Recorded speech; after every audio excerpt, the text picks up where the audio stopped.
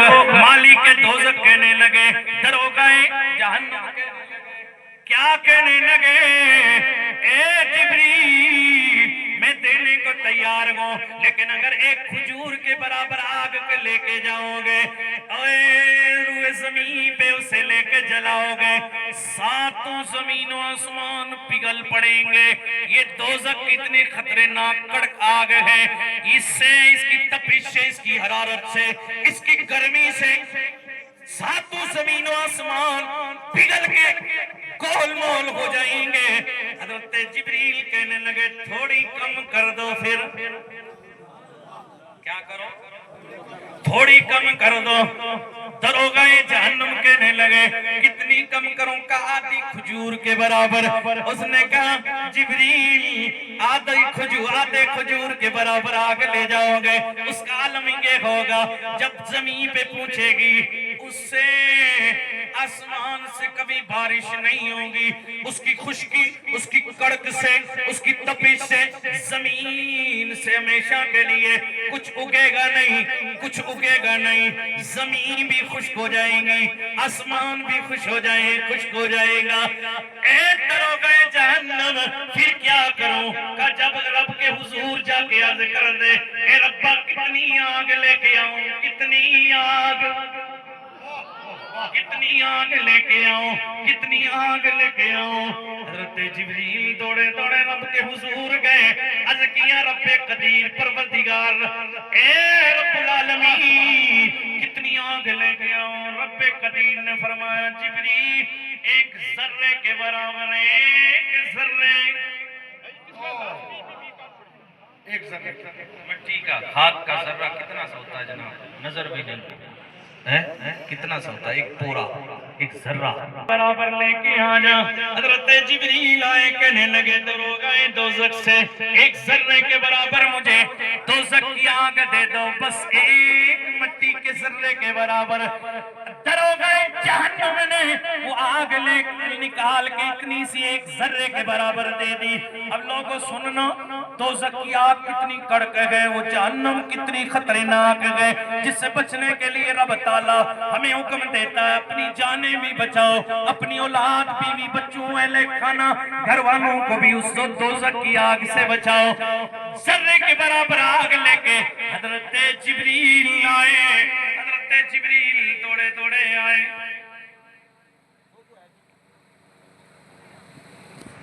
में 70 मरतबा उसे धोया गया, ठंडा किया गया, फिर लाके पहाड़ों पे डाला गया, उसकी हैयत बदल गई, फिर उसके बाद उसको इस्तेमाल में लाया गया, जलाया गया। फिर भी ये आग आज हमारे घरों के अंदर मौजूद है, ये वही उसी आग में से है। तो इस आग के अंदर कोई जा सकता है, कोई हिम्मत रखता है? फला आदमी जनाब वाला आग से जल गया जी, बचा नहीं, बड़ी बुरी कंडीशन है, कुछ ज्यादा जल गया, बचा नहीं, दुनिया की आग। फिर अंदाजा लगाओ वो आग कितनी खतरनाक होगी। हमने कभी सोचा, कभी सोचा हमने? याद करो मेरे नबी का वो फरमान, मेरे आका ने फरमाया लोगों जब बच्चा 7 साल का हो जाए उसे पकड़ के हाथ, उसे हाथ में पकड़ के लेके, उसकी उंगलियां पकड़ के, उसका हाथ पकड़ के लेके नमाज पढ़ाओ, नमाज पढ़ने का उसे हुक्म दो, मस्जिद में लेके जाओ, उसे नमाज पढ़ने का हुक्म दो, नमाज उससे पढ़वाओ। जब औलाद 7 साल की हो जाए, तवज्जो है, 7 साल से उसे नमाज के लिए कहो, नमाज पढ़वाओ, नमाज का हुक्म दो, मस्जिद में ले जाओ। फिर अगर वो 10 साल की हो जाए, जब बेटा 10 साल का हो जाए, नमाज ना पढ़े, मार के नमाज पढ़वाओ। ये मेरे तेरे नबी की बात है, ये मेरे तेरे नबी का फरमान है। 10 साल का बेटा हो जाए, नमाज ना पढ़े, उससे क्या करो, मार के नमाज पढ़वाओ। क्या करो? इस मजमे में कोई बंदा खड़ा हो जाए और बताए कि मैंने अपने बेटे को मार के नमाज पढ़वाई है 10 साल से, है कोई? बिल्कुल जनाब, इमाम रहे और बिल्कुल माशाअल्लाह, माशाअल्लाह। اگر واقعی ان کی بات صحیح ہے، اللہ ان کو سلامت رکھے. ایک بندہ مجمع میں نکلا ہے، لیکن آج ہاتھ کھڑے کر کے بتاؤ، جس کو بھی اللہ نے اولاد کی نعمت دی ہے، اگر وہ 10 سال کی ہے، 12 سال کی ہے، 13 سال کی ہے، 15 سال کی ہے، اسے نماز کا حکم نہیں دیا، نماز پہ سختی نہ کی. شریعت لوگوں، آج جو دنیاوی تعلیم ہم نے یہ کالج یونیورسٹیوں کے چکر لگا لیے نا، اور یہ آج جو ہمارا معاشرہ اس لیے بگڑ گیا ہے کہ آج یہ ایک شوشہ پھیلا ہوا کہ جناب بالکل اسکولوں کے اندر یہ لکھنا شروع کر دیا ہے کہ اولاد جو ہے وہ پیار سے پڑھتی ہے، مار سے نہیں، بلکہ شریعت انہیں یہ کہتی ہے 10 سال سے اوپر اگر وہ نماز نہ پڑھے، 10 سال سے اوپر اگر ان کی عمر گزر جائے اور نماز نہ پڑھے، 10 سال سے بڑا بیٹا ہو جائے نماز نہ پڑھے، تو شریعت کہتی ہے اسے مارو، سختی کرو. بے شک ہم نے اپنی بیٹے پہ کبھی سختی کی ہے، اللہ ان کو سلامت رکھے. لیکن آج کتنے لوگ ہاتھ اٹھائیں گے کہ آج کے بعد ہم اپنی اولاد پہ سختی کریں گے اور زبردستی نماز پڑھوائیں گے. کچھ لوگوں کا نہیں اٹھے، ارادے ٹھیک ہی ہیں نا، ماشاءاللہ. جس رب نے کروڑوں نعمتیں دی ہیں اس کے لیے 2 سجدے نہیں کر سکتے. اچھا یہ ہاتھ صرف اولاد کو پڑھوانے کے لیے آپ نے اٹھائے ہیں کہ خود بھی پڑھنی ہے؟ خود بھی پڑھیں گے نا، کہیں انشاءاللہ نماز کے پابند رہیں گے.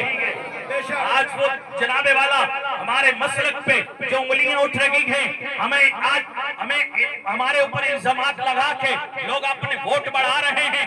سنیے، جن کا نام وہابی ہے، دیوبندی ہے، وہ لوگ ان کی باتیں کر رہا ہوں میں، وہابیت کی، دیوبندیت کی، رافضیت کی، قادیانیت کی بات کر رہا ہوں. جتنے بھی غیر مقلد ہیں، بد عقیدہ ہیں، بد مذہب ہیں، وہ اگر آج کسی بندے کو ہم میں سے اپنی طرف کھینچتے ہیں، اپنا بناتے ہیں، اپنے مسلک میں اسے لے جاتے ہیں، تو وہ اپنا عقیدہ بتا کے نہیں، اپنی کتاب کھول کے، اپنی گندی عبارتیں پڑھ کے، سنا کے نہیں، بلکہ وہ ہمارے اوپر الزام رکھ کے، ہماری کمزوریاں بتا کر کے کسی کو وہابی بنا دیں گے.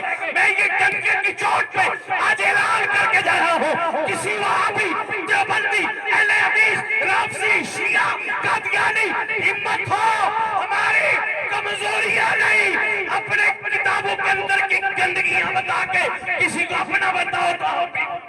نعرہ تکبیر، نعرہ رسالت، نعرہ رسالت، مفتی شبیر احمد نوری صاحب. للکار ہے، للکار ہے، شیر کی للکار ہے، للکار ہے، للکار ہے. توجہ ہے. اس لیے میں نے تھوڑا سا آپ کو زور دیا کہ نماز کے پابند بنیں گے کہ نہیں. توجہ ہے. یہ سختی ہوگی تو ہماری بچیاں بھی نماز پڑھیں، بے شک قرآن پڑھیں. قرآن پڑھیں گے کہ نہیں؟ کہیے انشاءاللہ. قرآن پڑھنے کے لیے ایک بلا سنگھ صاحب نے تو اتنا بڑا ادارہ قائم کر دیا ہے. اب قرآن اللہ نے یہ احساس، یہ شرف مجھے اور آپ کو دیا قرآن پڑھنے. توجہ ہے. اس لیے کہ جب قرآن نازل ہو رہا تھا، جب وحی نازل ہوتی تھی، قرآن آتا تھا. توجہ ہے. حضرت جبریل اللہ کی بارگاہ میں جاتے تھے، رب تعالی قرآن نازل کرتا تھا، وحی آتی تھی. حضرت جبریل جب قرآن لینے جاتے تھے، ادھر جب میرا رب قرآن دیتا، ایک آواز بلند اٹھتی تھی، ایک صدا لگتی تھی. یہ آواز سن کے حضرت جبریل بھی سجدے میں چلے جاتے، تمام ملائکہ فرشتے سجدے میں چلے جاتے، باقی فرشتے سجدے میں رہ جاتے تھے. حضرت جبریل پہ اللہ کرم فرماتا تھا، رب قدیر رحم کی نظر ڈالتا تھا. میرا رب پکار کے کہتے جبریل اٹھ جا، اٹھ جا. اللہ کرم فرماتا، رحمت فرماتا حضرت جبریل پہ.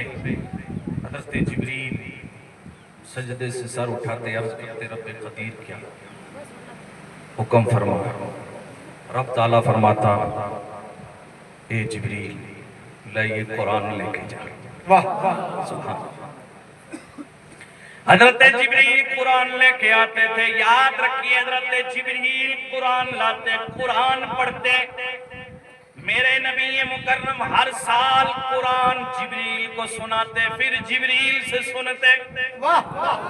سبحان اللہ. پتا چلا کہ قرآن سننا سنانا یہ میرے نبی کی بھی سنت ہے, جبریل کی بھی سنت ہے. میرے آقا ہر سال قرآن سنتے, قرآن سناتے. ہر سال فرشتوں کو اللہ نے, فرشتے اس انتظار میں کہتے کہ کاش اللہ ہمیں بھی قرآن پڑھنے کا شرف دے دیتا, یہ اعزاز ہمیں بھی مل جاتا, یہ عزت ہمیں بھی مل جاتی, لیکن نہیں ملی.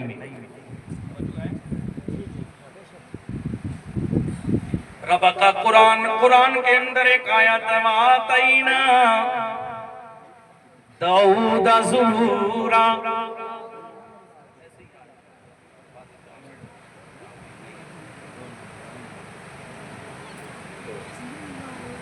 اس آیت کے تحت مفسرین نے لکھا ہے حضرت داؤد علیہ السلام قرآن اللہ کا جو کلام آتا اسے پڑھنے کے لیے کسی عام جگہ میں نہیں بیٹھا کرتے تھے, گھر میں نہیں, میدان میں نہیں, جنگل میں نکل جاتے تھے, بیابان میں, کئی پاک و صاف جگہ میں نکل جاتے, بیابانوں میں, جنگلوں میں نکل جاتے.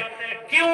داؤد علیہ السلام یہ جواب دیتے, لوگوں آج میں اللہ کا کلام پڑھنے جا رہا ہوں, آج میں اللہ کا کلام پڑھنے جا رہا ہوں. توجہ ہے آپ کی. پھر جنگلوں میں جاتے, پہاڑوں میں جاتے, وہاں کھڑے ہو جاتے, آپ کے پیچھے پیچھے آپ کی امت کے, آپ کے صحاب, آپ کے علماء ہوتے, وہ آپ کے پیچھے صف لگا کے کھڑے ہو جاتے. آپ کی امت کے بڑے بڑے بادشاہ امراء سارے اکٹھے ہوتے, وہ پیچھے دوسری صف لگا لیتے, اس کے پیچھے جنات کھڑے ہو جاتے. پھر اللہ کے نبی حضرت داؤد جب اللہ کا کلام پڑھتے, زبور شریف کی تلاوت فرماتے تھے. زبور شریف کی تلاوت فرماتے. ماشاءاللہ منبر پہ رونقوں میں اضافہ ہو رہا ہے. ان علماء کی آپ اپنے چہرے سے زیارت فرما رہے ہیں, نورانی چہرے, ان کا دیکھنا بھی ثواب ہے. محبت سے کہیے سبحان اللہ. سادات اکرام بیٹھے ہوئے مشائخان نظام,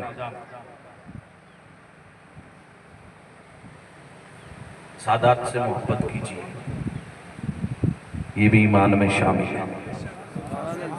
توجہ ہے, ورنہ سب کچھ غارت جائے, سب تباہ و برباد جائے.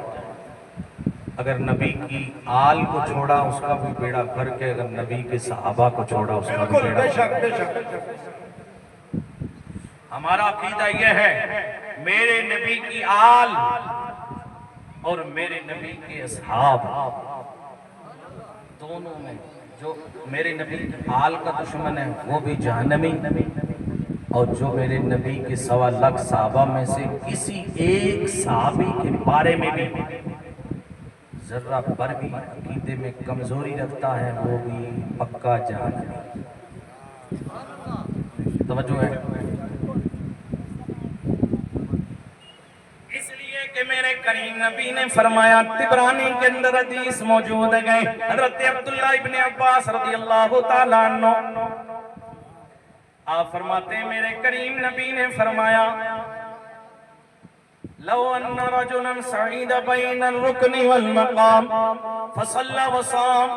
میرے آقا نے فرمایا اگر کوئی بندہ کعبے میں چلا جائے, حرم کے اندر چلا جائے, خانہ کعبہ کے پاس چلا جائے, حرم کے اندر چلا جائے, پھر وہ کیا کرے, مقام ابراہیم ادھر گئے, ادھر خانہ کعبہ کی دیوار گئے, اس کے بیچ میں, اس دیوار اور مقام ابراہیم کے بیچ میں بیٹھ جائے, پھر کیا کرے, اس درمیان میں بیٹھ کر کے فصلى وصام, روزے پہ روزہ, روزے پہ روزہ, روزے رکھتا رہے, سجدے پہ سجدہ, پھر وہاں نمازیں پڑھتا رہے, اور کوئی کام نہ کرے. پوری زندگی وہاں گزار ڈالے، مکمل مسلسل روزے رکھتے ہوئے اور مکمل وہیں پہ عبادت کرتے ہوئے، نمازیں پڑھتے ہوئے، پوری زندگی نیکیوں میں عبادات میں گزار ڈالے۔ میرے آقا فرماتے ہیں ثم مات، اور پھر اس کی موت بھی وہیں آ جائے۔ میرے آقا فرماتے ہیں وَهُوَ مُبْغِضٌ لِأَهْلِ بَيْتِ محمد صلی اللہ علیہ وسلم دخل النار۔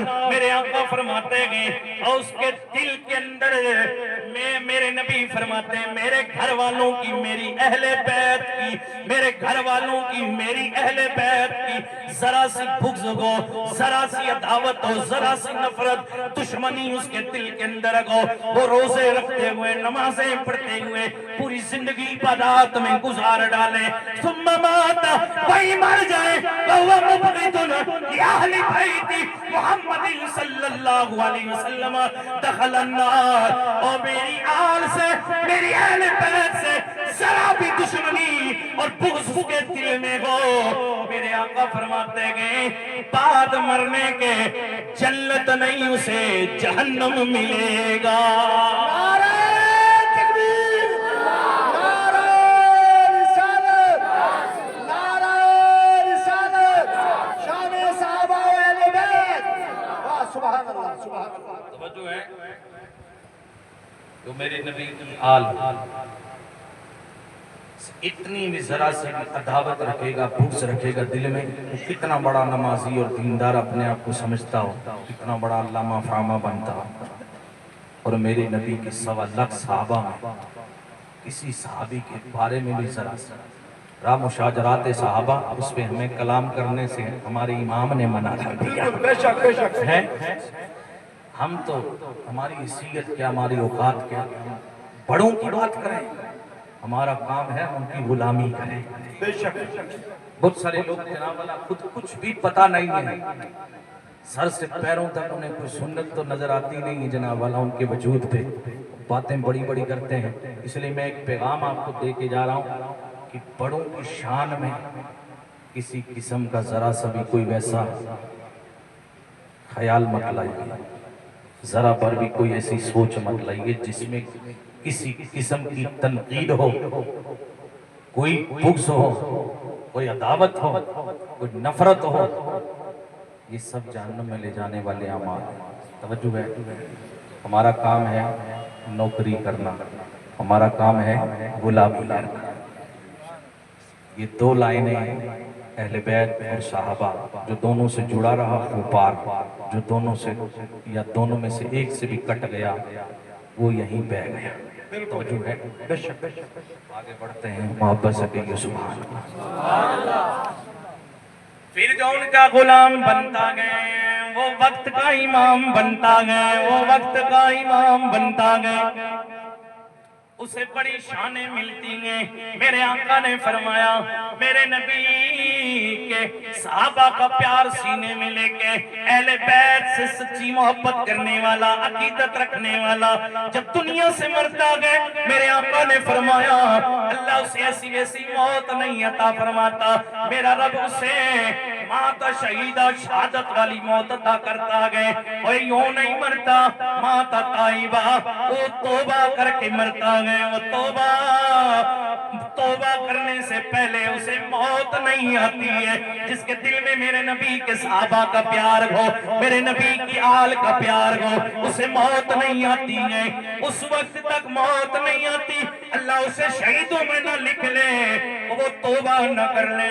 بات اتنی نہیں ہے، سونے نے فرمایا مات مستقمل الایمان، مات مؤمنا مستقمل الایمان، میرے آقا نے فرمایا اوے اس وقت تک نہیں مرتا جب تک کہ پکا سچا ایمان کامل کا، توجہ رکھنا، اس وقت تک نہیں مرتا، پھر جب مر جاتا ہے میرا رب اسے ہی شان عطا کرتا ہے۔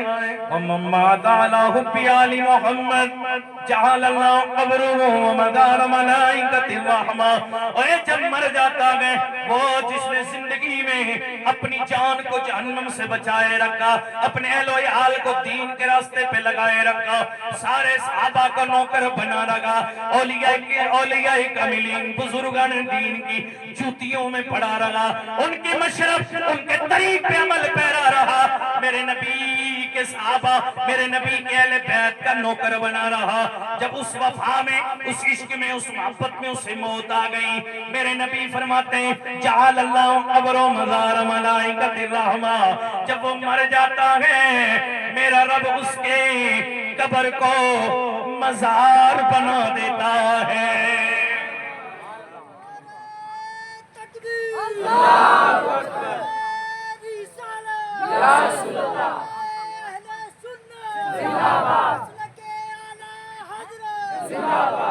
تو میرا موضوع کیا تھا؟ میں عرض کر رہا تھا لوگوں، رب کا قرآن آ گیا، ان اغناہم اللہ من فضلی، ان اغناہم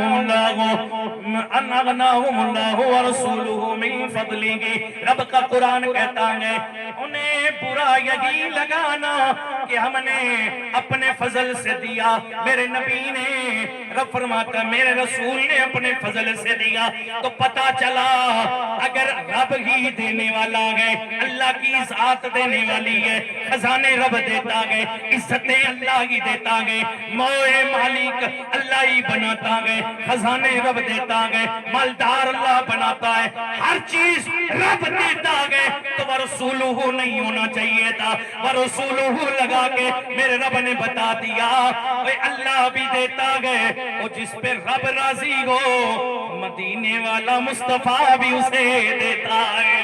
نعرہ تکبیر، نعرہ رسالت، اس سے پتا چلا میرا رب بھی دیتا گئے، میرے نبی بھی دیتے گئے، میرا رب بھی اپنے فضل سے دیتے گئے، اور اللہ کے فضل سے میرے تیرے نبی بھی دیتے گئے۔ توجہ رکھنا، بات ختم کرنے لگا ہوں، میرے نبی بھی دیتے گئے۔ اب لوگ کہتے ہیں کہ جناب جب نبی دیتے گئے ابو جہل کو ہدایت کیوں نہیں دی، ابو لہب کو ہدایت کیوں نہیں دی؟ اور لوگوں یہاں قرآن نے صاف کر دیا گئے اللہ بھی دیتا گئے، رسول بھی دیتے گئے، لیکن میرے نبی اسے ہی دیتے گئے جس پہ رب راضی ہوتا گئے۔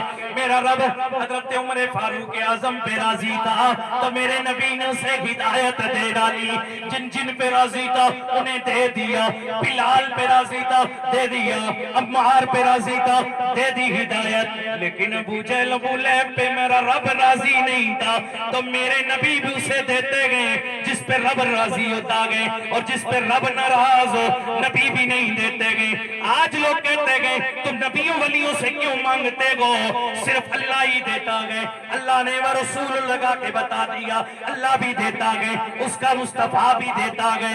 اور لوگوں بات اتنی نہیں ہے، رب نے ہمیں ایک رائے دی گئے، رب نے ہمیں ایک پیغام یہ بھی دیا گئے، اور لوگوں تمہیں میں ایک یہ بھی مشورہ دیتا ہوں۔ کیا مشورہ گئے؟ یہ 10واں پارہ گئے، رب کا قرآن کہتا 13واں رکوع ہے، اللہ فرماتا ہے وَلَوْ رَضُوا مَا آتَاهُمُ اللَّهُ وَلَوْ أَنَّهُمْ رَضُوا مَا آتَاهُمُ اللَّهُ وَرَسُولُهُ، اللہ رب تعالیٰ فرماتا ہے کیا یہ اچھا ہوتا اس پہ راضی ہو جاتے جو اللہ نے دیا ہے، جو رسول اللہ نے دیا ہے۔